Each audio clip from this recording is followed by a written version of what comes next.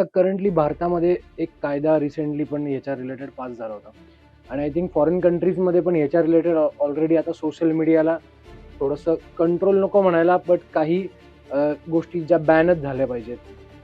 Pornography असते किंवा terrorism spreading असतं, हेट्रेड स्प्रेडिंग असतं. तर याच्यासाठी तुमचं काय मत आहे की कायदा आला पाहिजे का नसला पाहिजे, का एकदमच फ्रीडम दिलं पाहिजे? मी कायदेविषयक अभ्यासक आणि वकील असल्यामुळे कायदे हे असलेच पाहिजे.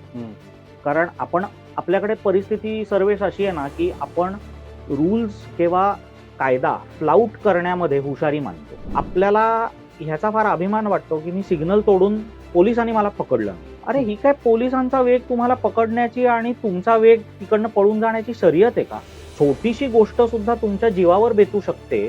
एवढी सुद्धा जर तुम्हाला मॅच्युरिटी नसेल तर मग तुम्हाला कायद्याचं स्ट्रिक्ट इम्प्लिमेंटेशन पाहिजे आणि हेवी पिनलायझेशन पाहिजे. अशाच प्रकारे हिंदू धर्म रक्षणासाठी अजून कोण कोण काय काय काम करतं हे जाणून घेण्यासाठी हिंदवी स्वराज्य स्पीक्स या फेसबुक चॅनलला, इंस्टाग्राम चॅनलला आणि यूट्यूब चॅनलला लाईक, फॉलो, सबस्क्राईब नक्की करा.